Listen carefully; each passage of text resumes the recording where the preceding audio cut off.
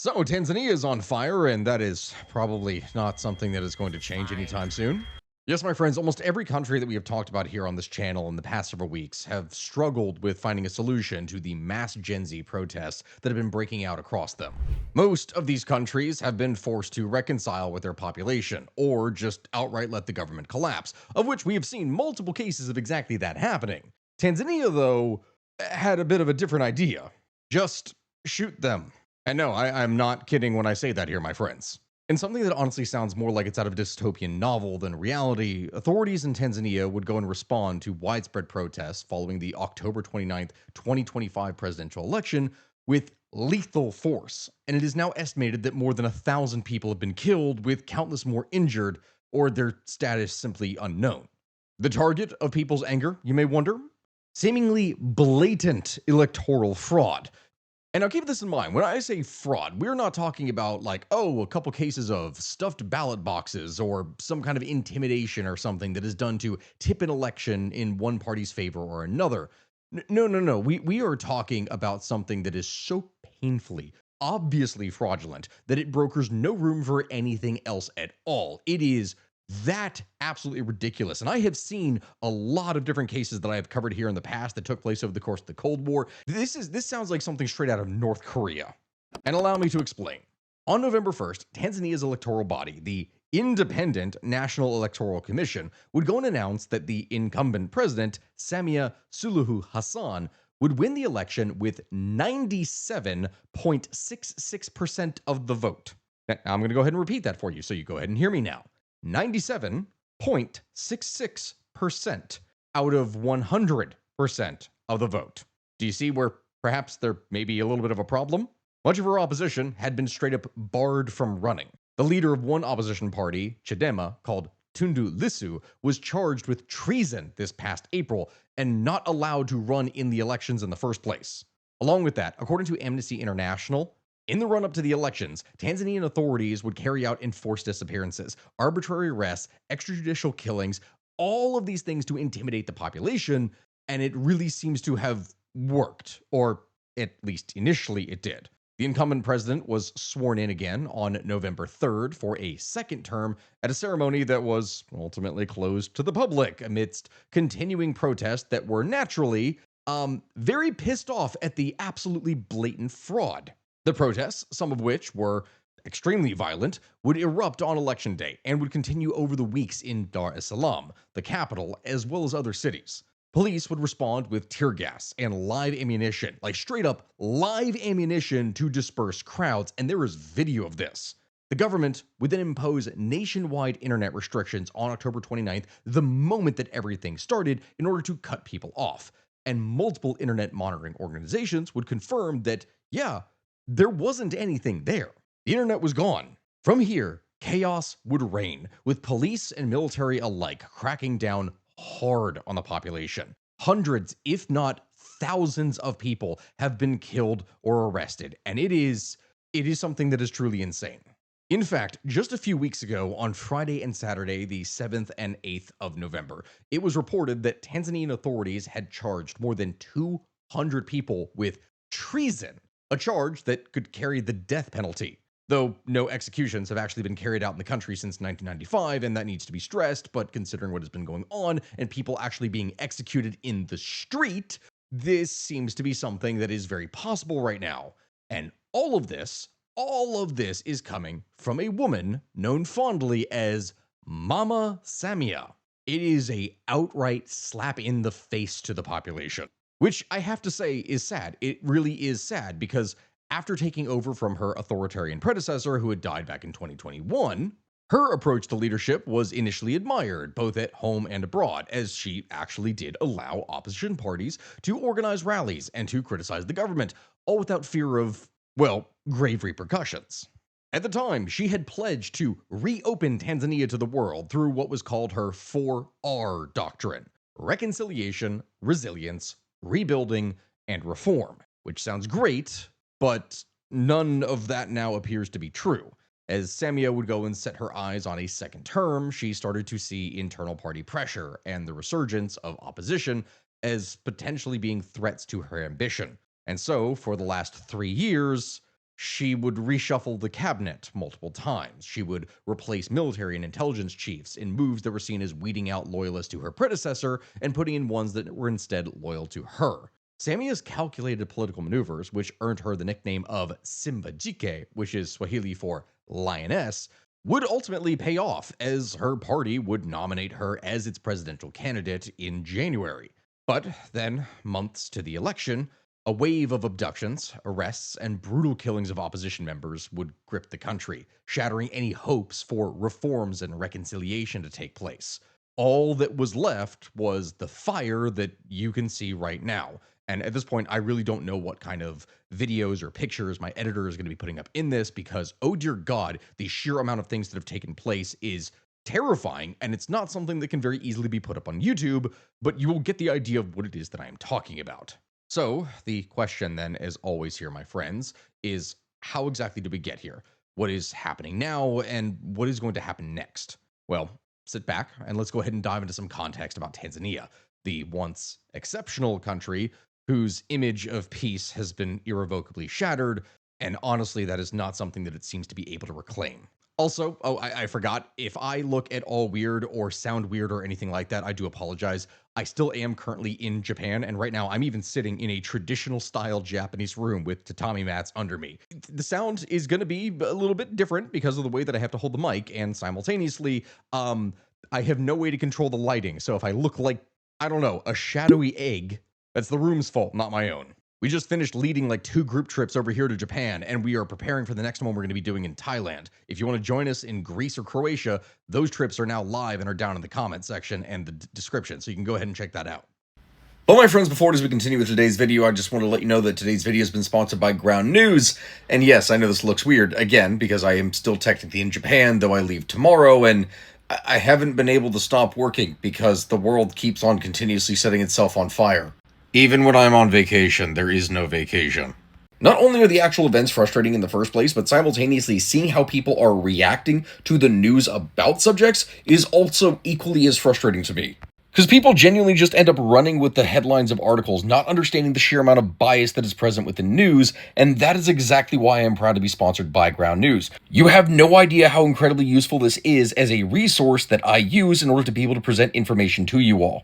I swear, what has been going down in Tanzania has been an absolute mess, but thankfully using Ground News, I can compare left-wing, center, and right-wing sources and look at the biases and how they compare with one another. From this then, I'm able to see who is actually talking about a subject, what their overall bias is, what their factuality rating is, who owns them in the first place, and so much more. This is genuinely one of the most useful services I have ever encountered in order to be able to analyze the modern news.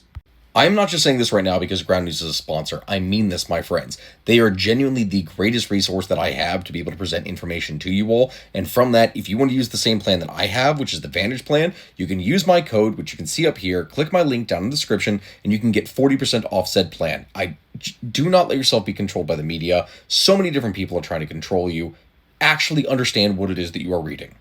Anyway, to begin with Tanzania, officially known as the United Republic of Tanzania, this is a country that is located in East Africa, and its history is rich, it is complex, it is something that spans from pre-colonial times to the present day, and I will say this, I have never talked about it before, so of course we do have to actually dive more into its past, but that is going to need to be more of a overview until post-colonial times due to us needing to focus on what is honestly more relevant. To explain that, Tanzania's pre-colonial history is characterized by the presence of various different ethnic groups and kingdoms. The region was home to Bantu-speaking peoples who migrated from West Africa and would establish numerous small chiefdoms and kingdoms.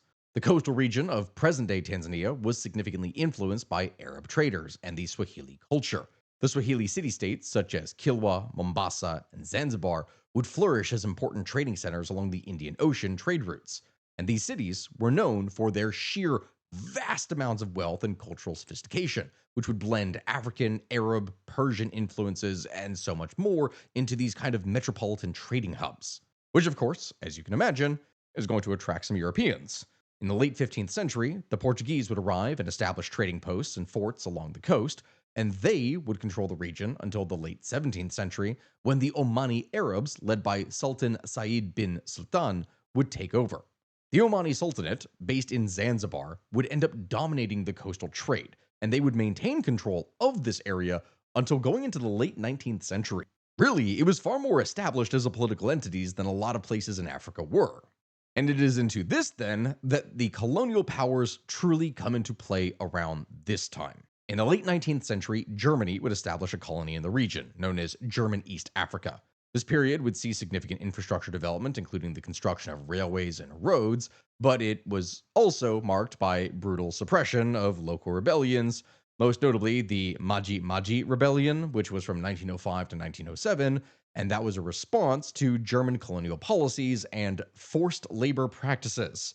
Yes, side note here, but I have to mention this because I really do love dumb events in history. The reason it is called the Maji Maji Rebellion is because a number of the rebelling tribes were using Maji Maji, or magic water, which they thought would stop German bullets by turning those bullets into water. Yeah, if you're coming to this video from the short that I did on that subject, then hey, thanks for sticking around. I do appreciate you for clicking on that link. Either way, the Germans were not able to be in charge for much longer. After World War I, they would lose their colonies, and German East Africa was divided between Britain and Belgium. The British would administer the majority of this territory, which became known as Tanganyika, and during this period, the British would focus on developing cash crops like coffee and sisal. And from there, they would introduce indirect rule through local chiefs who would govern and rule in their name. This, my friends, is the way that things would remain going into World War II. And this is a time that we are all familiar with by now, and we should know that after it, the British Empire would slowly come to an end as its varying colonies would gain independence. After World War II, Tanganyika, which was under British control as a United Nations Trust territory, would begin to experience a surge in nationalist sentiments. The Tanganyika African Association, or TAA, would be founded in 1929 and would gain momentum and eventually transform into the Tanganyika African National Union, or TANU, in 1954, led by Julius Nyerere, a name that I'm probably going to get wrong and say in 3 different ways over the course of this video. Now, TANU would advocate for self-governance and independence, which would culminate in Tanganyika ultimately gaining independence from Britain on December 9, 1961, in which Nyerere became the first president of the new state. And this guy, he got to work immediately. Nyerere is often referred to as Mwalimu, or teacher. He was a leader with strong convictions, and the big thing that he championed was African socialism, known as Ujamaa. Now, this philosophy is extremely important because it is something that would effectively govern the country for many, many years, or variants of it would. It is a philosophy that would emphasize self-reliance, collective farming, national unity, and more. And Nyerere's leadership is something that would be characterized by both his commitment to Pan-Africanism and his efforts to unite African nations under the banner of socialism, African socialism, which, okay, sounds pretty flowery, right? Well, on December 9th, 1962, Tanganyika would adopt a republican constitution, which normally means you have multiple parties with different ideas over how things are supposed to work. The next month, though, Nyerere would announce that in the interest of national unity and economic development, TANU had decided that Tanganyika was now going to be a one-party state. Oh, but don't worry, right? People could still vote for it. It's just you were only able to choose between members of the same party, just TANU. Oh yeah, and also no one was able to challenge Nyerere for president. He was just the leader, and that's it. Some obviously did not like that, naturally. But we'll get to that here in a second. Either way, things were about to get really hectic really fast. You see, Zanzibar, the island neighboring Tanganyika, had received its independence from the United Kingdom on the 10th of December 1963 as a constitutional monarchy under the rule of its sultan. Now, why am I mentioning this place, you may wonder? Well, that is because on the 12th of January 1964, the African majority would revolt against the Sultan, and a new government was formed under Abeid Kurame as president of Zanzibar and chairman of what was called the New Revolutionary Council. And we all know how revolutions go. In the immediate aftermath of this, anywhere between 5 and 15,000 Arab and Indians were murdered, with many more being assaulted in other ways, and their property being destroyed.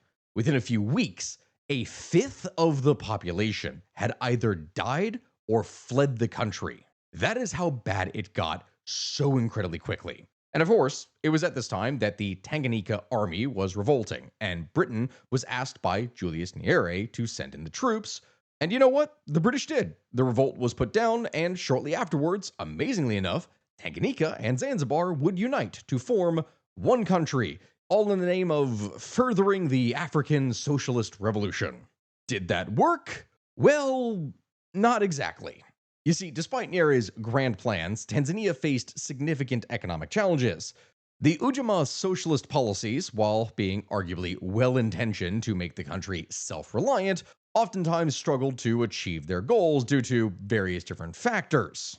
Whether this would be due to lack of infrastructure or lack of resources or just straight up corruption and incompetence, of which there was, oh dear God, so much. To give you an idea of how exactly this went down, in 1967, nationalizations across almost every sector would transform the government into the largest employer in the country. And when I say that, it was involved in everything from retail shops to bakeries, and you needed a permit for just about everything, signed, of course, in triplicate by your local friendly government official who absolutely, in no way whatsoever, would do anything to ever enrich himself at the cost of others.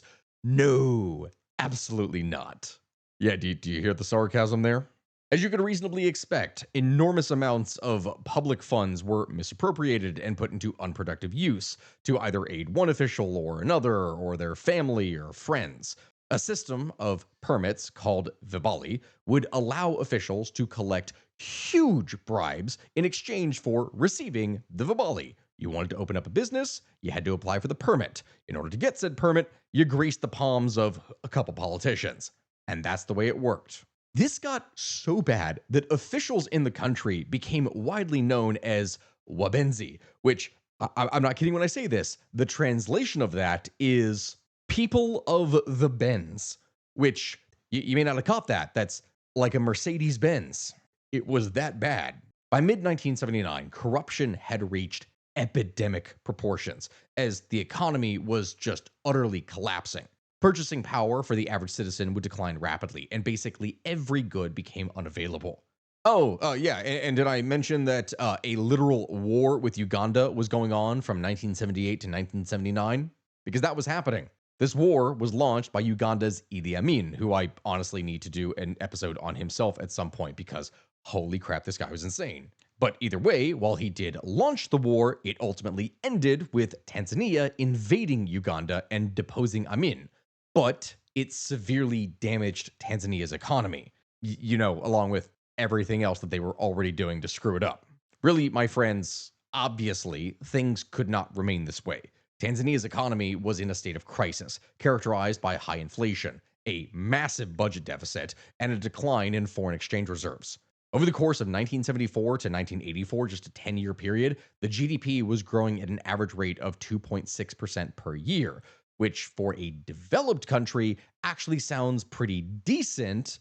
But the problem was Tanzania's population was growing at like 3.5%, meaning even as the population grew, everyone was getting poorer. The country, as it was heavily dependent on foreign aid and loans, which led to a significant debt burden, and Nyerere, in pursuit of his socialist goals, was not really able to stop it. But unfortunately for him, by this point, he was quite old.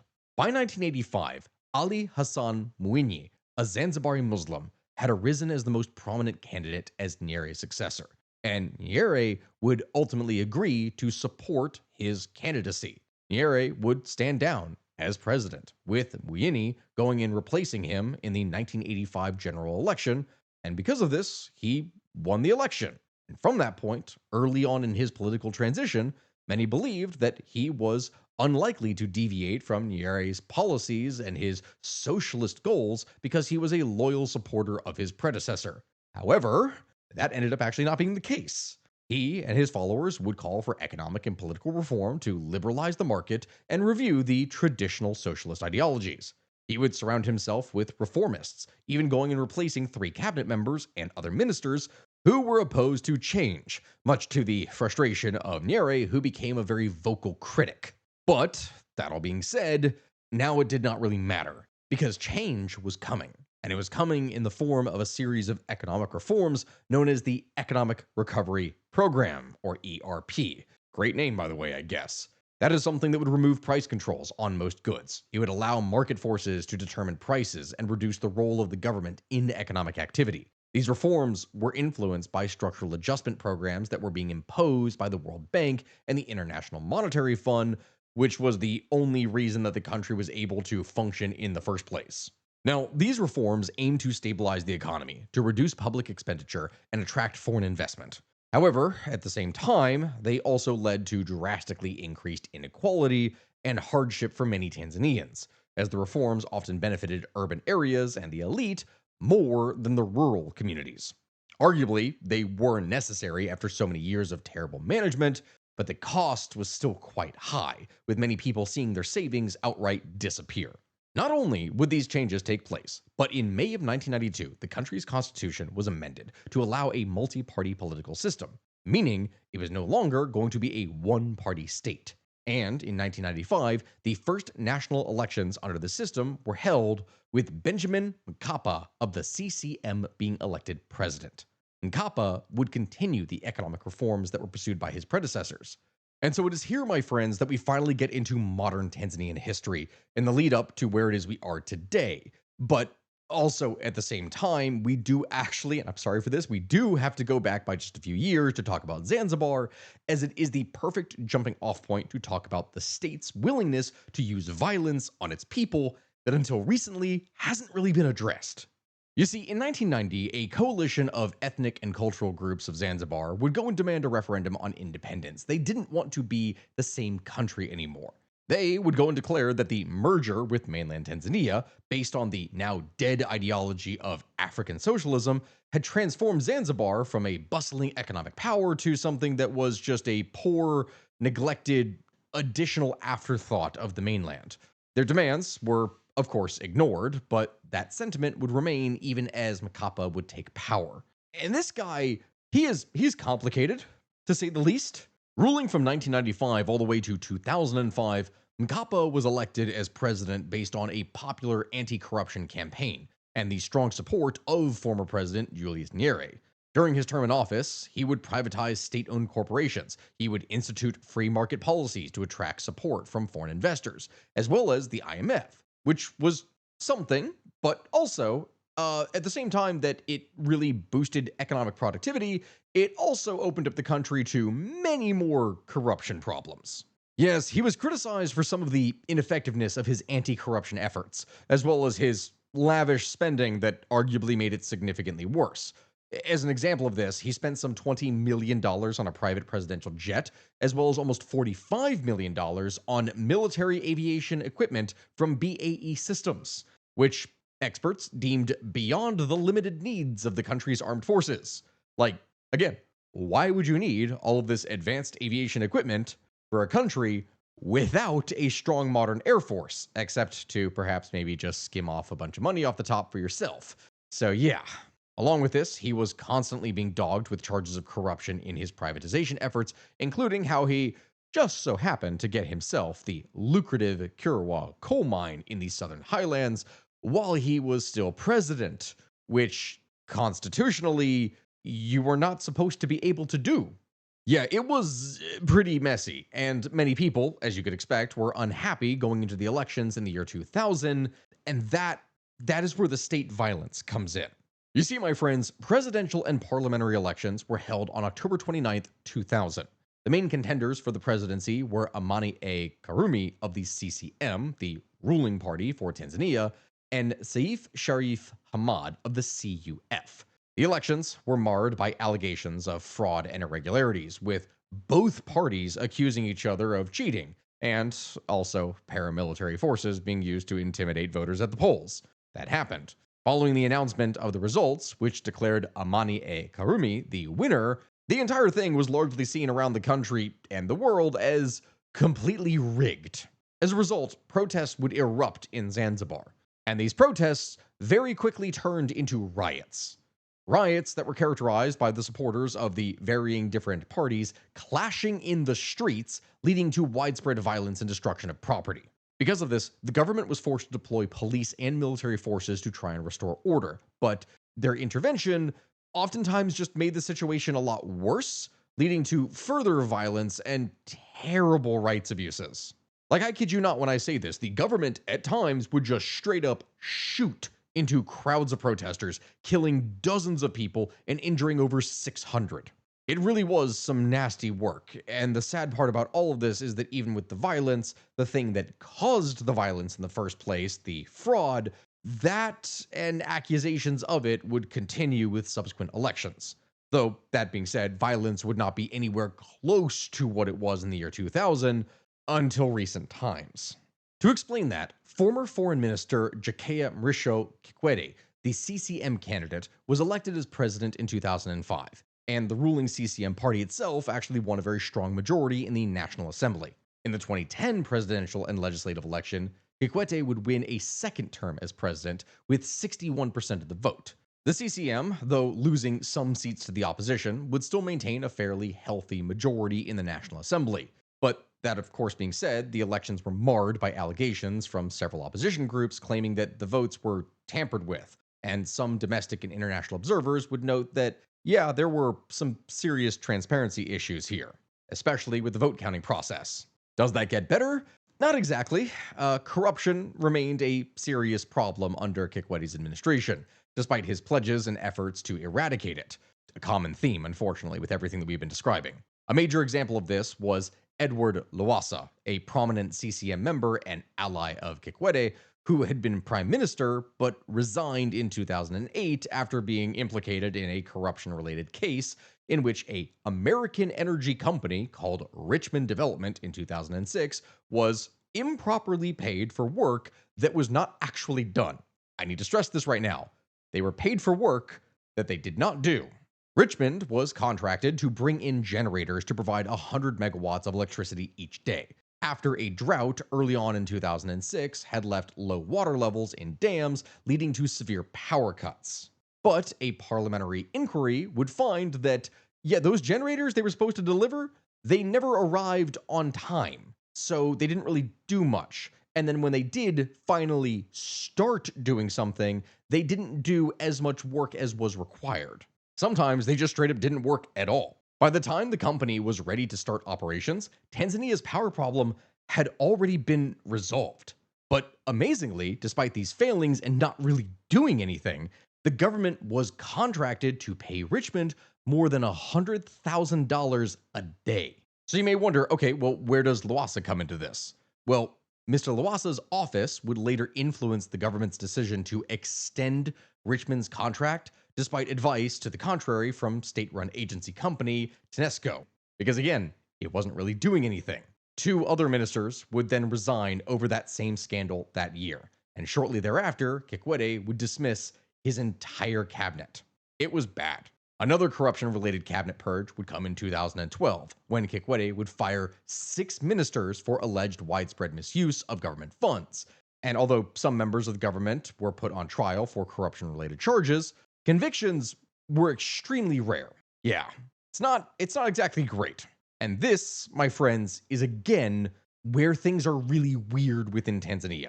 Because remember how I said here before that the CCM party has been winning continuously and it wasn't really letting itself lose in any way? It was willing to use whatever underhanded methods it could to try and ensure this? Well, alright. With Kikwete due to step down after 2 terms as president, the CCM began the process of choosing a candidate for the 2015 presidential election. In July of 2015, it selected the government minister, John Magufuli. Longtime CCM stalwart and former Prime Minister Lowassa, the same guy from the scandal that we literally just mentioned that got charged with so much corruption, he was pissed by this. He left the party after Magufuli's election because he was passed over for the spot. Corruption be damned, he was loyal. And so, what he did was join the opposition party, Chadema. Chadema, meanwhile, over the course of the years, had worked to drastically increase its appeal and gain supporters. By the year 2014, it had become increasingly popular with younger voters. This is important to mention now, and you'll see why later. The party and its allies in the Ukawa coalition its very existence being noteworthy for being the first time in Tanzania's history that the usually fractured opposition groups had actually united into one cause, they would agree to only put forth one candidate for the presidential election. So instead of having a bunch of smaller parties all put up their own candidate, they all united and agreed to support one guy just knock the ruling party out of power. And so soon after Lowassa joined Chadema, he was named the presidential candidate of the coalition. Surprise, surprise. Now, the presidential and parliamentary elections on October 25th, 2015 were arguably some of the country's most closely contested, especially because of the sheer amount of anger that was still there over the number of corruption charges and trials and everything that had been going on here in the previous years. It was also contested because, unlike again in previous years, the opposition parties had actually united to form a stronger front. And so, as results started to come in, it was very clear that a number of CCM cabinet members had actually lost their legislative seats to the Ukawa candidates, which really seemed to alarm the government. This was not supposed to happen. And so on October 26th, the Zanzibar Electoral Commission chairman would annul the elections there, claiming that electoral laws had been violated, and international observers were very concerned with this going down, feeling that, hey, there's no real reason to do this. They're just trying to stop the election so that they can't change over power. Also, that day, Lowassa would call for a recount of the presidential vote, claiming that there were irregularities, which there were. Regardless, presidential results were released the next day, with Magufuli being declared the winner with about 58% of the vote, and Lowassa took almost 40%. Despite the loss of some seats, the CCM, though, would manage to maintain a majority in the National Assembly. Now, we've been going on about this here for a while, and it is here, my friends, I need to stress that we have the final build-up to the current issues that are at hand. Magufuli began his term as president winning accolades for being a frugal man, not overspending. He was cracking down on corruption, and later on, he had an immense focus of infrastructure projects that proved to be very publicly popular. He would launch campaigns that included the establishment of special courts to try corruption cases and the dismissal of officials that were found guilty of corruption. As an example, the president personally oversaw the recovery of, I kid you not, billions of dollars in unpaid taxes and fines from various companies and individuals, which is pretty impressive. Along with this, Magufuli's administration would place a strong emphasis on infrastructure development, viewing it as a key driver of economic growth and job creation. These efforts would include things like the standard gauge railway from Dar es Salaam to Mwanza, using Chinese loans to boost trade and connections in East Africa, and investing heavily in new roads and bridges across the country. It was a prime candidate for the Belt and Road Initiative that China had been launching. And from that, they would launch construction of new hydroelectric, geothermal, natural gas power plants, all to increase energy production for further industrialization. It is truly impressive, but it doesn't end there. The government would go on to introduce free education at the primary and secondary school levels. They would aim to improve access and reduce dropout rates. Magufuli's government would implement various reforms to improve the healthcare system, including the construction of new hospitals and health centers, and the provision of free healthcare services for pregnant women and children under 5. The government also would launch campaigns to combat infectious diseases such as HIV/AIDS and malaria. The government would implement various programs to modernize and commercialize agriculture, including the Big Results Now initiative, which aimed to improve agricultural productivity and food scarcity, and food security. Special economic zones were established to attract foreign investment and boost local manufacturing, with new Made in Tanzania campaigns aiming to make the country both food secure and also independent from foreign reliance on manufactured goods. Pretty much everywhere you looked, investment was flowing into the country, and it really does seem grand, as the country would grow its GDP by a whopping 6% per year while it was that he was in charge, which is unprecedented levels of growth. But I know it sounds like I'm giving the guy a glowing review. Not everything is perfect. This is real history after all, because at the same time that all of this is going down, he and his administration also took on an increasingly authoritarian tone, as evidenced by such actions as intolerance for and discrimination against individuals on the basis of sexual orientation and gender identity, and placing restrictions on the media and the opposition, especially as the 2020 elections grew closer. To give you an idea of what I'm talking about there, because we don't normally go into stuff for social politics, but this is where it gets really weird. People convicted of same sex liaisons in Tanzania could be jailed for up to 30 years. Yeah, that's pretty spicy, but wait, it gets worse. In October of 2016, the government actually banned HIV/AIDS outreach projects and would close US funded programs that provided HIV testing, condoms, and medical care to the gay community. Now, you can make whatever arguments you want about programs that were specifically done and whether or not they are a waste of taxpayer dollars, but this was the home country getting rid of the program that was benefiting its people, and they did this because they did not want it to help the gay community. The countrywide closure of private HIV clinics would begin soon afterwards. In late 2018, Magufuli would initiate a nationwide crackdown, threatening to arrest and deport anyone that was campaigning for gay rights, and making it difficult to find a lawyer who would defend cases of violence against LGBT people.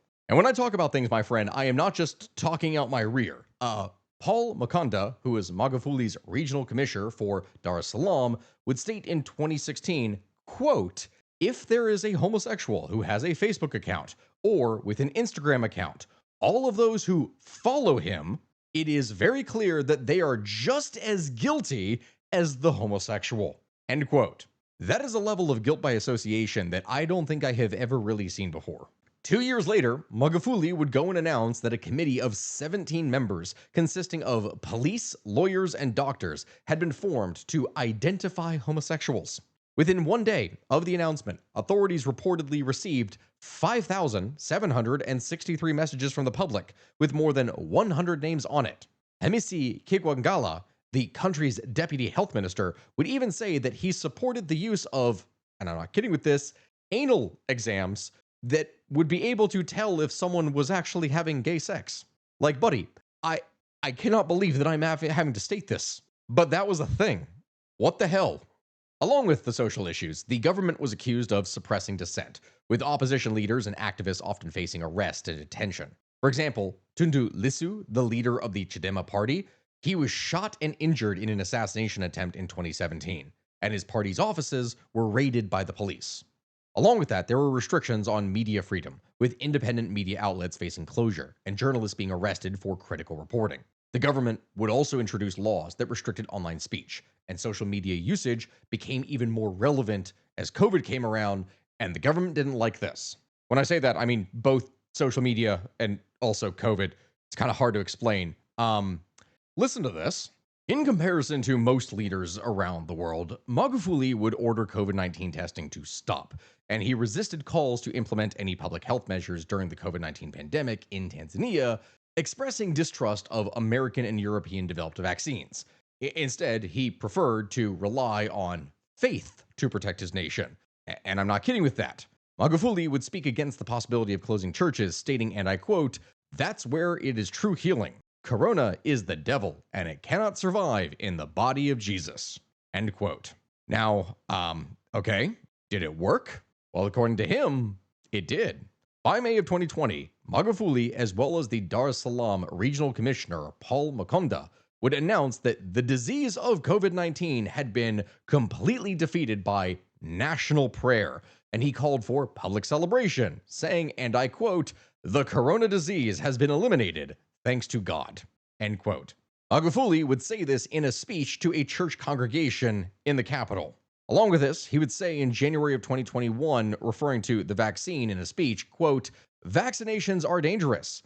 If white people were able to come up with vaccinations, a vaccination for AIDS would have been found." End quote. Which, wow. Yeah, that, I guess you can't argue with the logic there. Amazing. So, what did he want to do instead of vaccinations? Well, instead, Magufuli would urge steam inhalation and herbal medicine, neither of which is actually, of course, effective for the treatment of COVID-19. But, you know, it's besides the point. I think there was also one other case of a guy in history who said that, oh yeah, the cure to AIDS is bananas. And it just so happens that the number one agricultural crop that was produced by his country was bananas. Weird coincidence that. As you could probably expect from these measures, they didn't really do anything. The problem just continued to get worse. And as a result, he was kind of forced to partially change his position over the course of the next month or so. After months of discouraging their use, he would publicly ask Tanzanians to put on face masks as a precautionary measure against COVID. And at the same time, he conditioned that only Tanzanian made masks should be used because even with the crisis, they should not be reliant on foreign manufactured goods. Yeah, I'm going to have to stop here, guys. I'm going on and on and on and on about this. You get the picture. This guy is complicated. He did a lot in many categories, and as a result, he was still popular going into the next election. Not popular enough to totally not cheat, I guess, but that is on par for politics in Tanzania. Yes, the pattern of cheating within elections would continue ahead of the 2020 polls, with opposition parties effectively being unable to campaign. CCM officials would warn that protesters were going to be, and I quote, beaten like stray dogs, end quote, which is a wild thing to say outright, with Magufuli declaring, and I quote, let them demonstrate and they will see who I am, end quote. He was going to come down hard. And whether it was from ballot boxes being stuffed or intimidation or just genuine popularity, his party won. He won. With apparently a whopping 84% of the vote, which was a 30-point jump from 2015. Is this believable? Well, that's the problem. According to sources like Al Jazeera, quote, the election was marred by allegations of arrests of candidates and protesters, restrictions on agents of political parties to access polling stations, multiple voting, pre-ticketing of ballots, and widespread blocking of social media, end quote. Yeah, a local election watchdog group would note a heavy deployment of military and police whose conduct would create a climate of fear. As a result of this, Magufuli would quite handedly win the election, and that was that. Except, not really, because he never was going to end up finishing his second term. Magufuli's final public appearance would be on the 27th of February 2021, which would lead to quite a bit of speculation over his health. As it was, his death on the 17th of March 2021 at 6 p.m. would ultimately be announced in a statement that was read out by Vice President Samia Suluhu Hassan, who was sworn in as his successor only 2 days later. He would be the only Tanzanian president to die in office. Now, the government would attribute his death to a heart condition accompanied by a decade-long chronic atrial fibrillation, though many opposition figures and some media sources would allege that maybe he also had caught COVID, but we don't really know. Again, we don't really know, but either way, the authoritarian popular leader was dead, and everyone was now waiting to see what was going to happen next. If, after so many years of corruption and issues, any meaningful change was going to come to Tanzania. And honestly, at first, this seemed to be the case.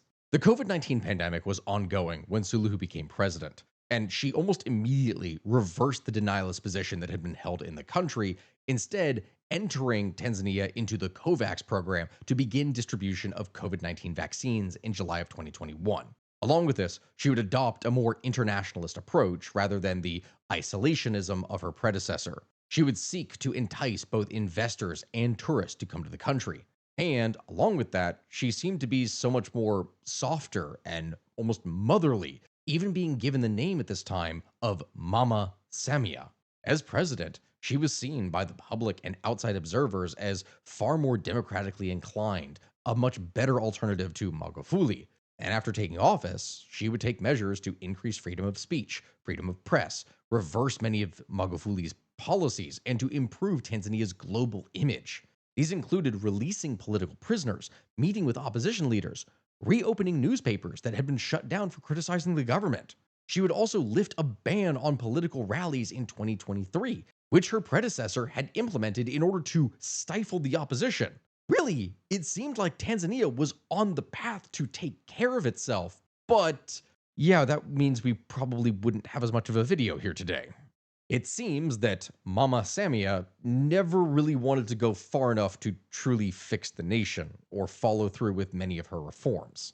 Suluhu chose not to seek widely demanded amendments to the Constitution when she took office, citing the poor state of the economy, and even had authoritarian tendencies of her own. Opposition leaders and activists have been arrested under her rule, and at least one has been found dead. Protests have erupted against the alleged disappearing and killing of government critics by security forces, which in turn would lead to even more arrests over the past year and a half or so. To give you an idea of what I'm talking about here, on the 6th of September 2024, Chadema official Ali Kibao was taken away in the dead of night. He was tortured, disfigured, and murdered. That would only be one. A growing list of opposition-aligned activists were also abducted. Chadema Deputy Chairman John Hitch has been detained since October 22nd of that year. Like, that is already crazy, but it gets even more insane because even ruling party members are not safe from such treatment if they dare to question the regime. High-ranking CCM politician and former ambassador Humphrey Polpol, for example, was forcibly disappeared on October 6th, and his whereabouts are still unknown to this day. Oh, I should stress, that is October 6th, 2024. It has been over a year. Naturally, as you can guess, people who were initially hopeful were now very unhappy, especially as the election was approaching in 2025. So, what did the government do? They cracked down harder. Over the course of the election campaign itself, the ruling party would leave basically nothing to chance. One opposition presidential candidate by the name of Lissu, which I mentioned here early in the video, he was arrested early on in April of 2025 and subsequently charged with treason, which I'm going to need to explain that. Elected chairman of Chadema on January 22nd of this year, the opposition leader had spearheaded a campaign of civil disobedience, demanding constitutional reform under the banner of no reform, no elections, which the prosecution alleges that the statements Lissu made as part of this campaign were intended to intimidate the government and that under the penal code, these acts would constitute treason. Yeah. What makes it weirder and worse, though, is that his trial, instead of immediately happening, was postponed, and then postponed again, and again, and it was just continuously kicked down the road. When you understand, then, that treason is a non-bailable offense, that means that Lissu, instead of being able to be released on some kind of bail or allowed to do something for the election, he was unable to do anything to campaign for himself. It was really bad, and this was not the first time that Lissu had been arrested. He was detained on numerous other occasions, including one for sedition. And as I explained early on in this video, back in 2017, he survived an assassination attempt in which he was shot 16 times. He has been through it. But he is not the only one. Lissu's trial would eliminate one challenger to Hassan, as well as to the state. But there still was another one, Luhaga Mpina, a recent party defector who had become the opposition party ACT Wazalendo's presidential candidate. ACT Wazalendo was the second largest opposition party in Tanzania. Not the most powerful, but still pretty decent. But that wasn't going to matter. On August 26th of this year, the Registrar of Political Parties, a presidential appointee I need to stress, would go and nullify Mpina's candidacy on procedural grounds. Mpina would then take the matter to the High Court and would actually win his case on September 13th. But 2 days later, the supposedly independent Electoral Commission would nullify his candidacy again, this time at the direction of the Attorney General of the ruling party, of the government. Surprise, surprise, surprise. Now, do you see how this possibly played out here, my friends? With both Lissu and Mpina out of the way, Hassan was able to run for the presidency free of challenges and competition from her primary opponents. Chadema, the leading opposition party, was banned from participating in elections due to its refusal to sign an ethics code after Lissu's arrest. A separate injunction issued by the High Court would temporarily bar Chadema's leaders from participating in political activities and using party resources until a case from a former party official was heard. Sounds totally fair, right? Yeah, the results, as you can thus expect, and we said in the beginning of this video, were lopsided to say the least. The government, on state-owned media sources, would release videos showing orderly, clean voting lines and smiles on election day in late October. But that wasn't accurate.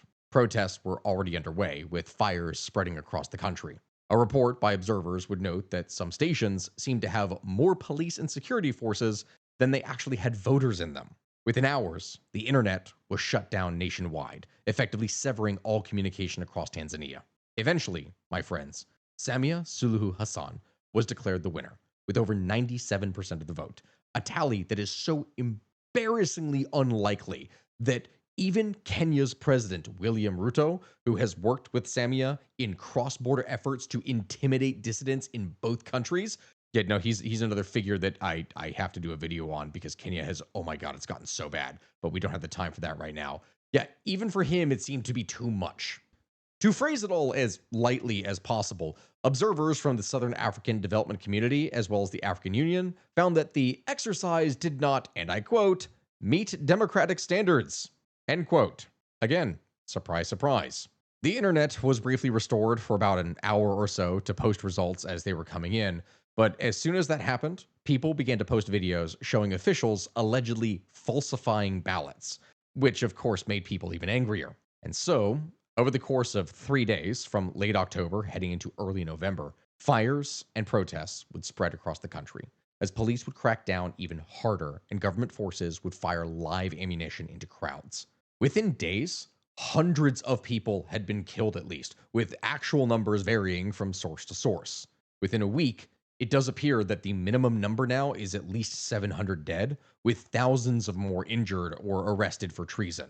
Even now, as I say this, videos and pictures have been coming out gradually from these events, and they're honestly too graphic to describe here on YouTube for very obvious reasons. Bodies filling mass graves, the hallways of hospitals, laying in the street. It is everywhere. The response from the government, you may wonder? Well, at first, denial that anything was wrong or had happened. Then after that, they acknowledged violence had happened, but the levels of violence and casualty numbers were severely downgraded. And then the final step was, and I kid you not, the government coming out and saying that it was not a natural protest, but rather a international conspiracy with foreign actors trying to bring down the country from within. No, again, I'm not kidding. It took me a long time to make this video here, my friends, and this can genuinely be exemplified by one of the latest developments, an event from this past week in late November, when CNN would go and publish a report that is filled with the testimonies of those that were attacked by the government, videos, pictures, like all of this stuff that has been coming out that is showing the mass bodies and graves. And I am telling you all this right now, the images are horrific. The government would respond to this in a press conference on Sunday, November 23rd.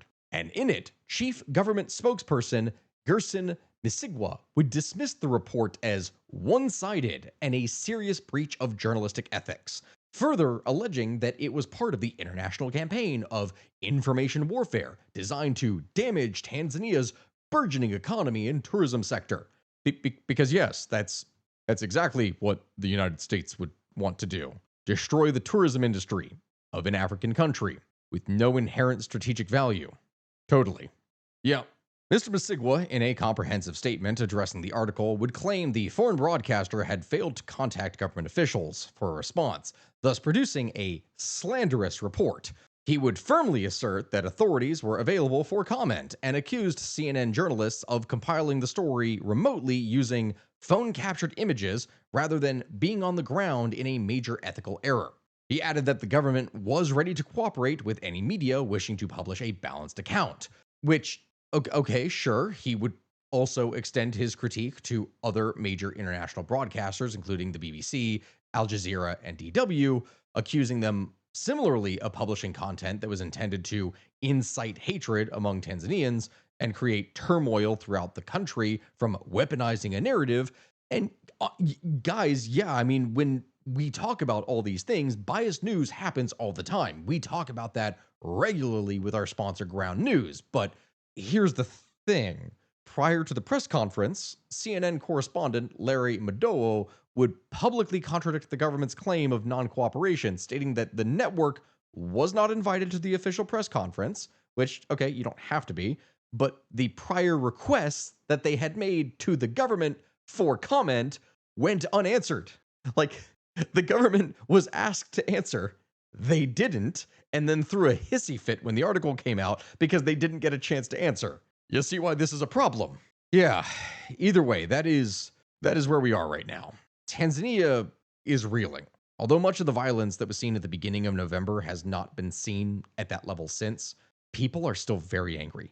The internet is back, and on social media, young people are engaging in dark humor, warning each other that, oh, if they repost the wrong image, that could be deadly and get them either killed or arrested.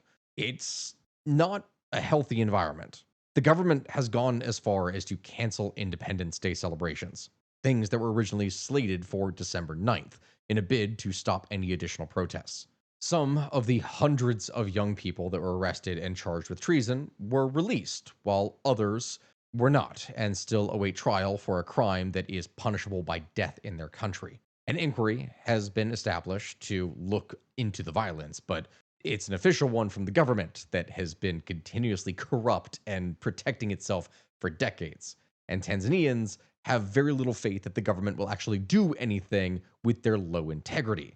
Trust is at an all time low. Really, my friends, at the time that I'm describing this, the country is simmering, but it has not boiled over yet. With the way things are going right now, that is honestly all but guaranteed to happen again sooner rather than later. I genuinely do not expect Tanzania to make it to the next election cycle, but we will see. The protests and violence may have been somewhat out of character for mainland Tanzania, but they were entirely predictable considering everything that we have been covering on this channel for the past several months. All over the world, we have been seeing massive effects from young urban populations demanding more political agency and rejecting the corrupt, stagnant status quo with little possibility for change. Now, as it is, the elections are over. The clash between the goals and dreams of young Tanzanians and the self interest, corrupt desires of their leaders, that is something that is going to persist until eventually the whole system collapses, which, with the way things are going, is likely to happen in Tanzania as well as several other places, some of which we have discussed, some of which we have not. But for that, we'll have to see how things go next time. Goodbye, my friends. Thank you so much for watching. I really do appreciate it. Make sure to like, comment, and subscribe. This has taken a while here. Hopefully I have at least one more video I'm going to be doing here while it is that I'm in Japan, but after that, I will be heading back home, and I am tired. I really do appreciate that. If you want early access to the content for all these videos that go out, like the audio, that releases days before these actual videos do, and you can get that either by becoming a Patreon member or by becoming a member here on YouTube. So either way, with that, thank you. I'll see you next time, and goodbye, my friends.